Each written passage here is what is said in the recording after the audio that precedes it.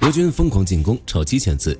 乌军反而收复了120平方公里土地，并持续进行反攻，夺回哈尔科夫重镇。与此同时，针对俄军后方的打击仍在继续，海军弹药库、油库全成了打击目标，直通克里米亚的生命线。乔哈尔桥交通瘫痪，这下克里米亚真要变成孤岛了。乌俄战场局势不好看，俄罗斯还插手亚美尼亚选举，结果亲欧政党以 49.81% 的得票率大幅领先。俄罗斯的国产星链更是惨不忍睹，首发才75天就掉了下来。俄军5月到底丢了多少土地？国产星链为什么会坠毁？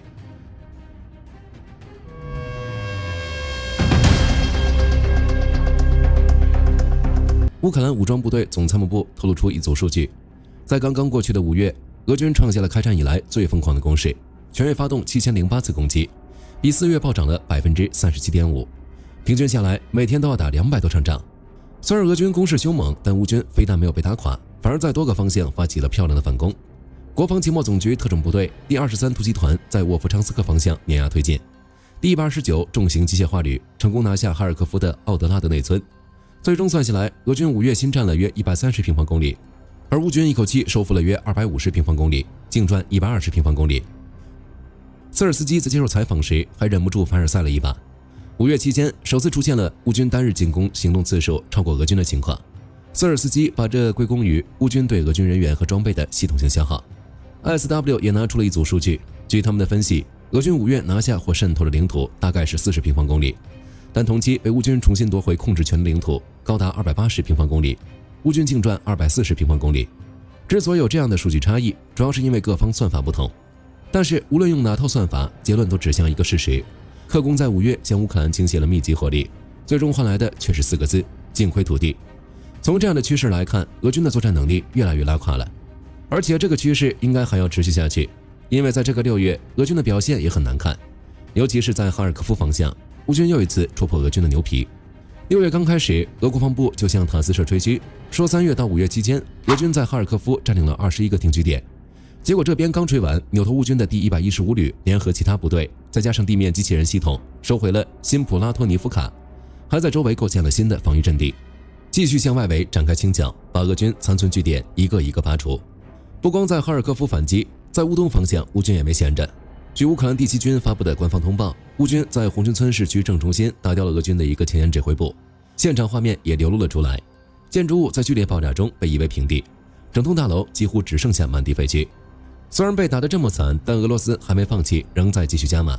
瑟尔斯基亲赴南部前线视察后透露，仅在奥列克桑德里夫卡这一个方向，俄军就集结了超过 7.1万名士兵，而在胡利亚波莱和奥里西夫方向，他们也堆了差不多同样数量的人。这样算下来，仅仅是南部方向，俄军就堆了超过14万大军。问题是，这些士兵往前线一送，面对的不是什么决定性胜利，而是乌克兰的无人机。俄军现在就是一个典型的两难困局，不堆人数的话，前线绝对扛不住。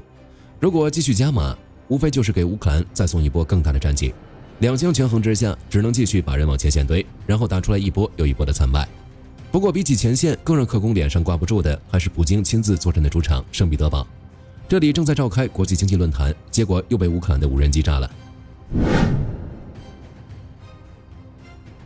就在圣彼得堡国际经济论坛的最后一天，普京刚刚发表讲话，并拒绝了乌克兰方面的和谈倡议，扭头乌克兰的无人机就飞到了脸上。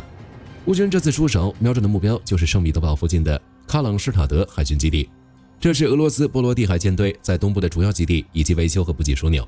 还是海军学院的所在地。乌军无人机飞行1000公里，精准命中了军火库储存区域。袭击发生后，当地被迫实施数小时的交通管制。圣彼得堡市长别格洛夫当天在社交平台上发文，证实圣彼得堡遭遇了大规模袭击，情况非常严峻，呼吁全体市民留在家里不要外出，同时警示移动互联网服务可能随时出现中断。这是自2022年战争爆发以来，圣彼得堡首次向全体市民发出这样的居家警告。最重要的是，在圣彼得堡国际经济论坛开幕的时候，圣彼得堡附近的这些军事设施，尤其是喀朗施塔德海军基地已经被光顾一次了。当时俄军停靠在该基地的一艘博伊基号导弹护卫舰被无人机命中起火，也就是说，普京的达沃斯论坛从开幕到闭幕后，完全成了乌克兰无人机炫技的舞台，脸面和实力在这短短几天之内全部归零。和圣彼得堡一同遭袭的还有列宁格勒州大伊佐拉镇的海军第15军械库。这个军械库建于20世纪30年代，一开始就是为波罗的海舰队设计的弹药储存基地，地下防御设施相当完备，储存了大量海军专用弹药，比如水雷、鱼雷和深水炸弹，是整个波罗的海舰队弹药保障体系的关键一环。结果乌克兰的8架无人机成功突破了防空系统，抵达目标上空，给俄军捅了一个大窟窿。这些无人机成功命中地面机库式储存设施，引发弹药连环殉爆，超过5000吨弹药物资报废，2名值班军人当场殒命。OSNT 卫星图像显示，爆炸波及面积约5万平方米。更离谱的是，这个战略级军火库的建筑物周边甚至没有修建最基础的防护土地，弹药堆在地上硬扛无人机，致使一旦被命中，连锁爆炸几乎无法遏制。俄军的军工基础设施也就这管理水平了。当然，对俄罗斯的打击肯定少不了那些能源设施，这才是俄罗斯的命根子。乌军的无人机飞到了克拉斯达诺尔边疆区的乌斯季拉宾斯克镇，目标是该镇的波尔塔夫斯卡亚油库。这座油库拥有28个储油罐，总容量近 1.5 万立方米，负责储存和分销汽油、柴油、航空煤油以及燃料油。既要养活克拉斯达诺尔边疆区，还得供养相邻的阿迪格亚共和国。更关键的是，它专门为俄罗斯南部军区服务，包括公路和铁路燃油配送。所以在乌克兰眼里，这是再合法不过的打击目标。无人机命中的那一刻，火光冲天而起，至少3座燃料储罐被火焰彻底吞噬，火灾覆盖面积达到了大约5000平方米。俄方不得不紧急疏散了附近60名居民，并紧急出动167名消防人员和54台专业设备前去灭火。然而到了第2天，大火依然在熊熊燃烧，当地居民报告称储油罐区仍在冒烟，可见这次受创有多严重。西伯利亚那边也不消停，秋明市郊区安提平斯基炼油厂突然冒起了滚滚浓烟，浓烟在秋明市多个区域清晰可见。当地出动所有消防力量前去灭火，直到当天下午才完全扑灭。这座炼油厂是俄罗斯最大的独立炼油厂之一，也是乌拉尔联邦区唯一的工业炼油设施，年加工能力超过900万吨原油，生产符合欧5标准的汽油、柴油、液化石油气等关键产品。这次大火烧毁了一座2段式柴油加氢处理装置，总产能高达每年360万吨。加氢处理装置是炼油厂的心脏，没了它，高标号汽油和柴油就别想生产出来了。所以这一次受创，这家炼油厂想要恢复，可能需要数月时间，甚至更久。别的地方不说，起码西伯利亚地区的柴油和汽油估计要迎来新一轮的限购了。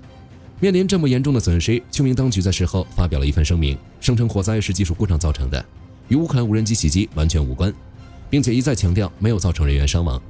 技术故障真的是很熟悉的一个理由，这个万能借口都快被俄罗斯用烂了。炼油厂烧了是工艺违规，油库起火是操作失误，反正就是技术问题，打死不承认是乌克兰的无人机干的。那么问题来了，从2025年到2026年，俄罗斯这种技术违规导致的炼油厂火灾多发的有点过分了，每发生一次，俄罗斯的炼油产能就往下掉一截，这技术违规也太配合乌克兰的打击计划了吧？克宫这套说辞，火力军都替他们觉得尴尬。而在克里米亚方向，乌军也干了一票大的。乌克兰第1独立突击团和第475独立突击团的法朗加多域作战中心联手，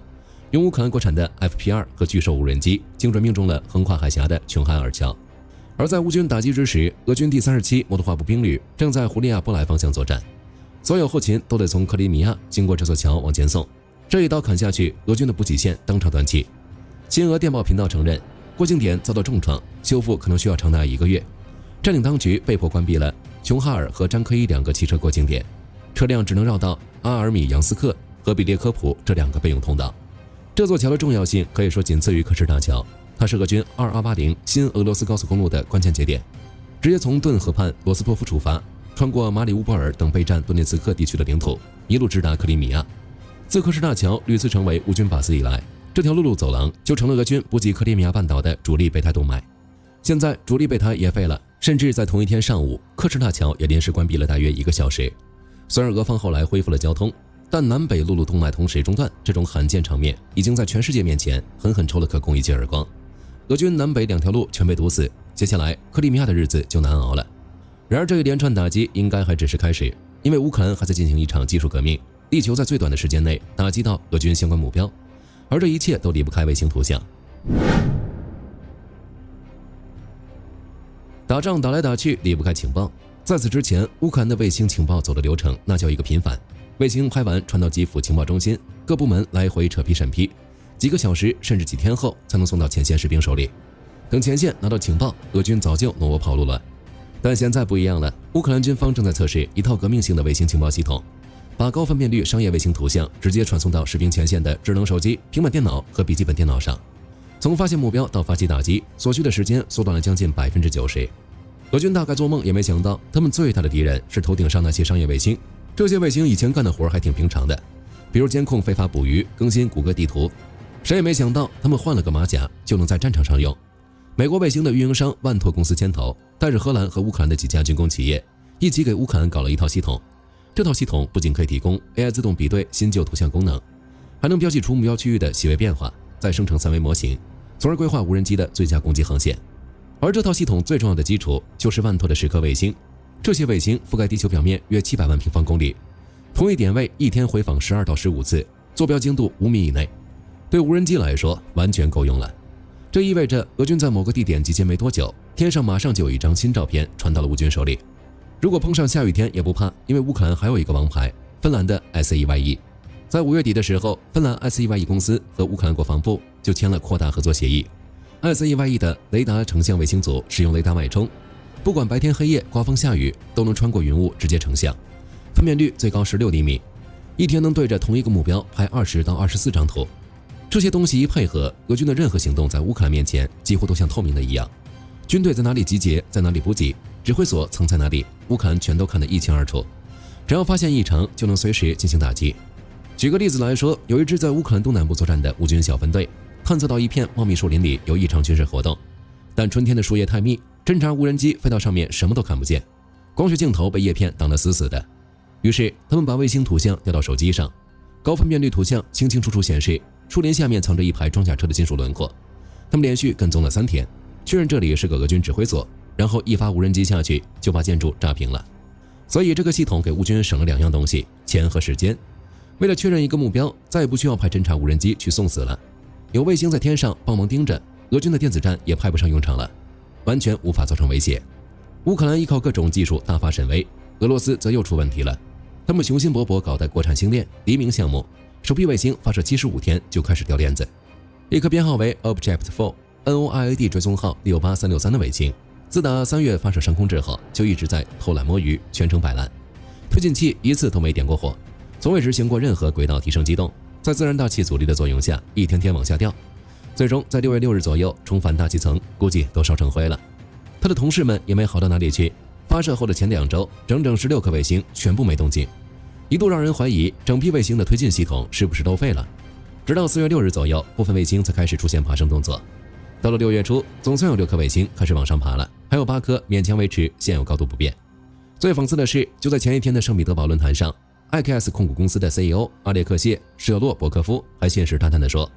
到2027年黎明就可以投入商业服务。结果第2天，这颗卫星就掉了下来，这面子丢得也太惨了。太空给俄罗斯放了个烟花，而在地面上，俄罗斯苦心经营的盟友圈又要面临瘫痪了。亚美尼亚是铁了心要拥抱欧洲。